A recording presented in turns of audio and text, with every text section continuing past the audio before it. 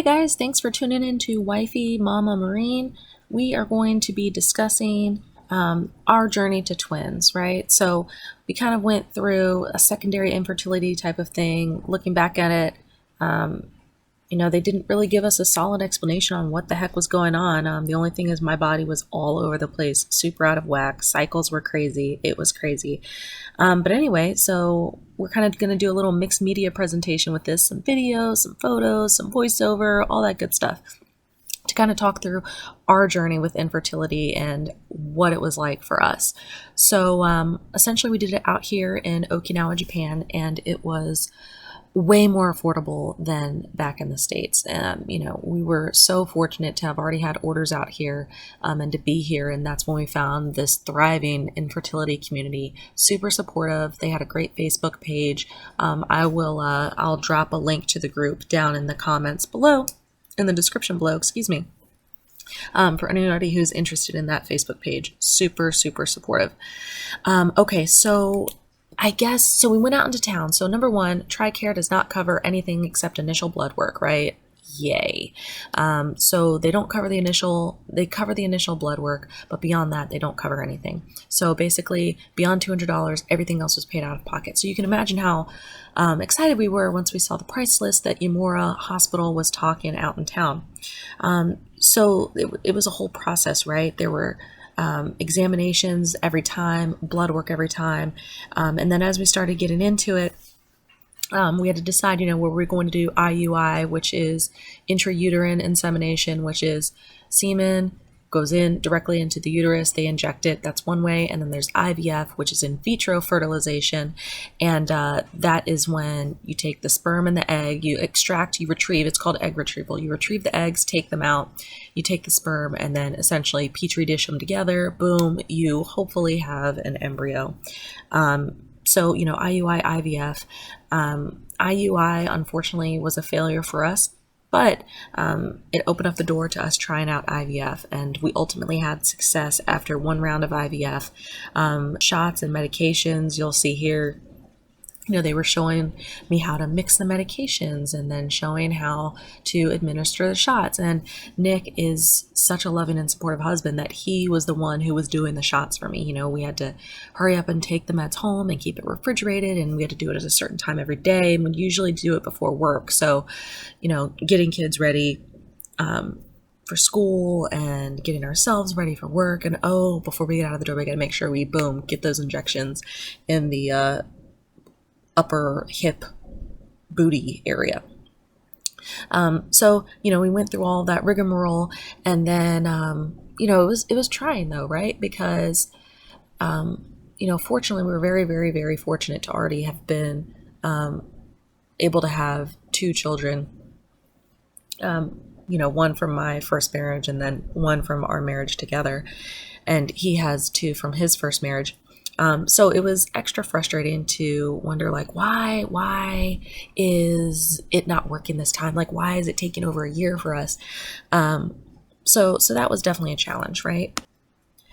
But ultimately we found success.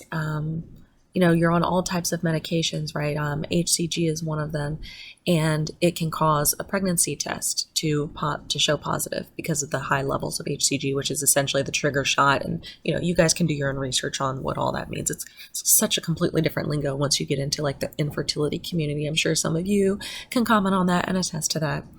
So anyway, pregnancy test, we're like, okay, listen, we waited long enough. We think all the hormones should be out of the system. Let's go ahead and take a pregnancy test.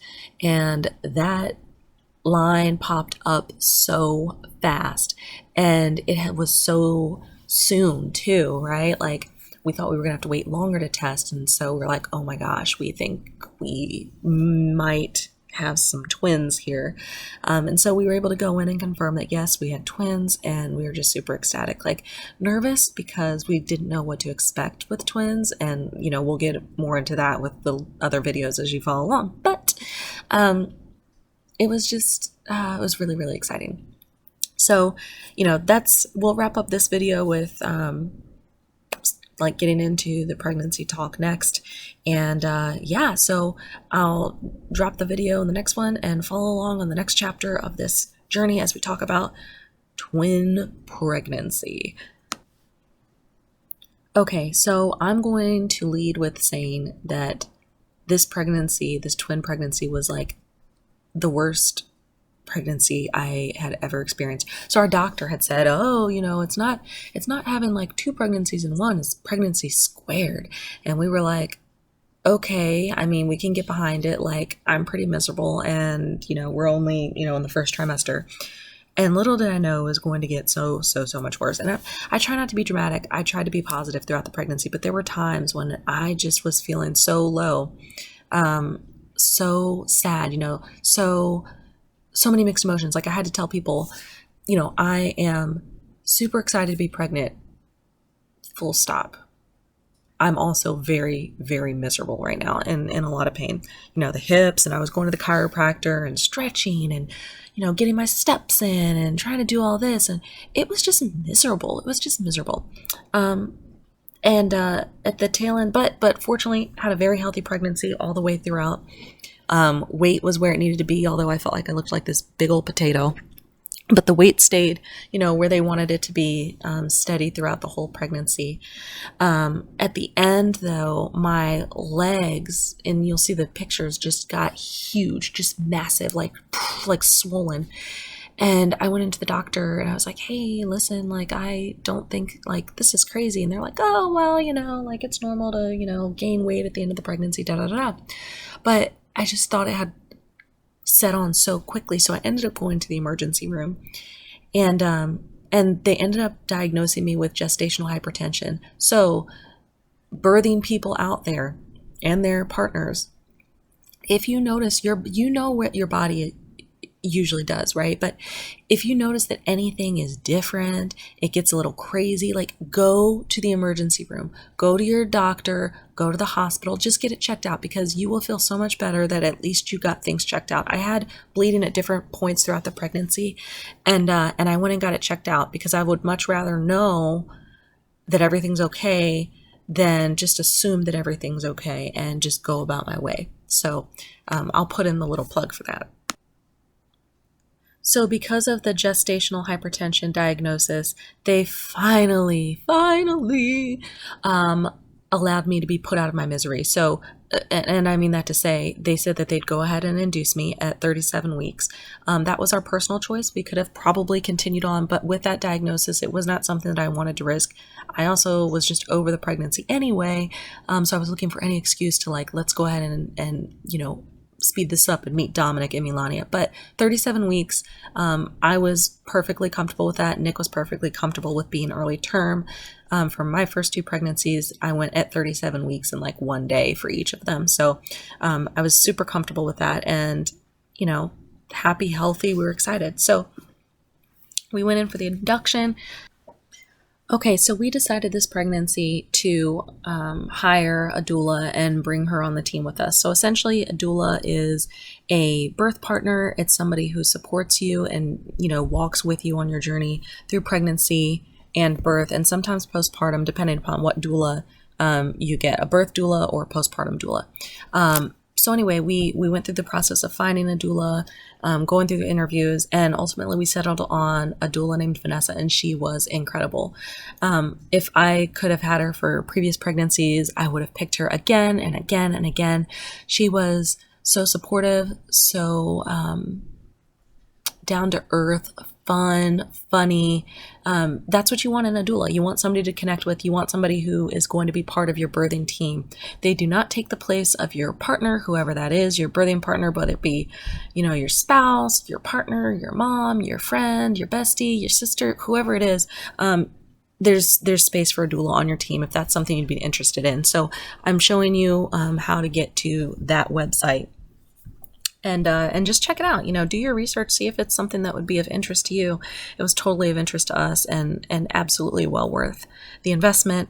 And doulas range in cost. I know that some insurances are doing pilot programs / some might already cover it. I know TRICARE is doing a pilot program for doulas back in the States. So we'll see what comes of that.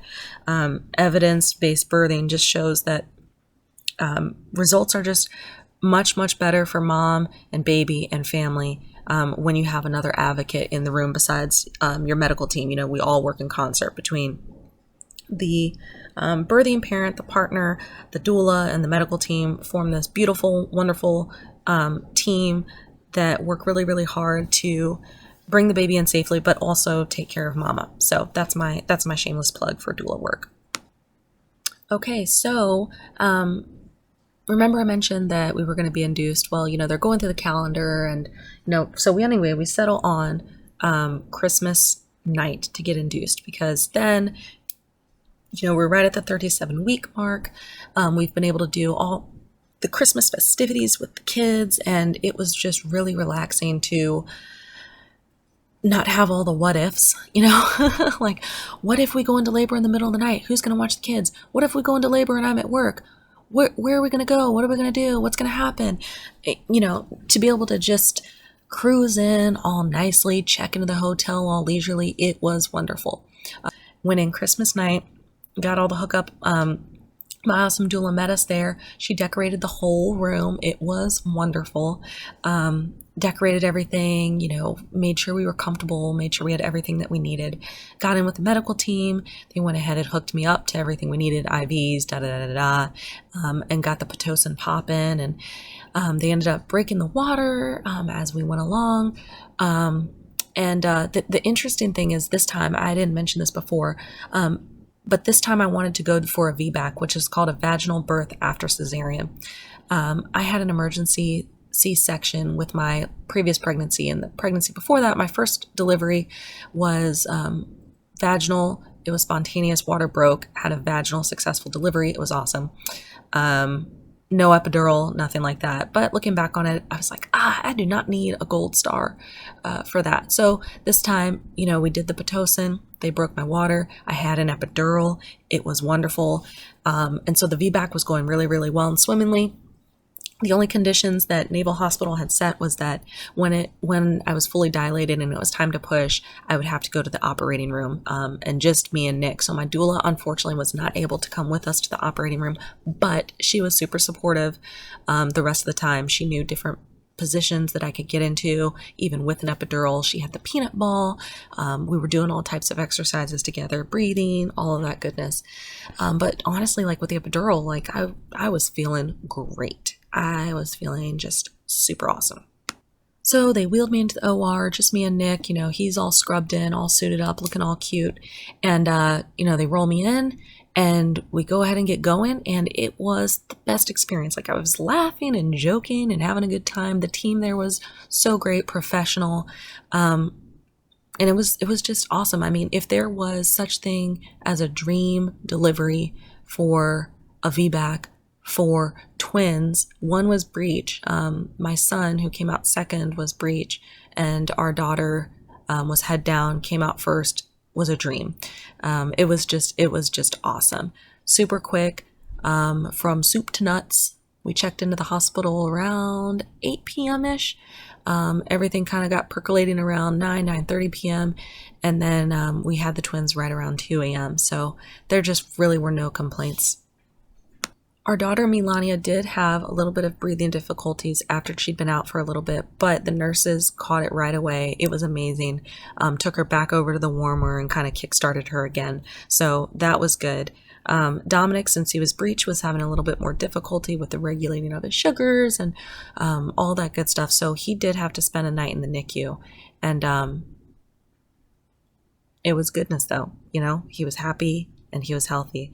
I had a slight hemorrhage going on in the delivery, and the doctor noticed it, and to be on the safe side, he wanted to be sure that he put in a bag essentially to help the uterus kind of close itself, calm down. You know, I'm no doctor, but you know, you get the gist of it. Anyway, so they had to put a bag in, and I was not able to get out of the bed until the next day, just, you know, because of the nature of it.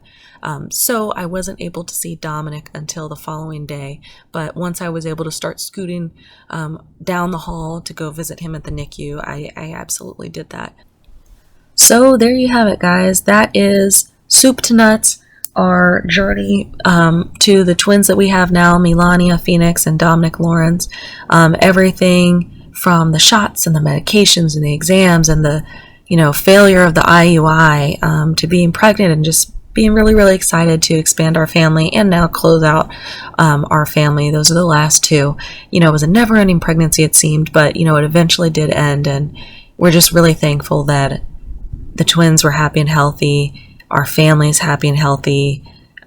We had a great supportive team, even being out here in Okinawa, coworkers and friends and doula and everybody. I mean, there are so many people that we're indebted to, just because they've been so supportive, and we're just really, really, really, really fortunate and thankful for the support network that we have. So, hey, Puffins and honorary Puffins, thanks for tuning in to this video.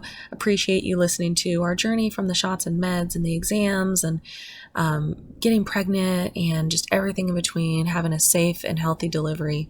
Thanks for joining in on the journey. If you have any questions or comments, or you want to see other type of content, please drop some comments down in the comment section below. And like, subscribe, share with your friends. This is hopefully an authentic channel that you guys can follow and be a part of. You can learn from some of the experiences that I've had, and we can all learn from each other. So yeah, that was our journey to the twins. Like I said, like, subscribe, here for you guys. Be proud, be a puffin.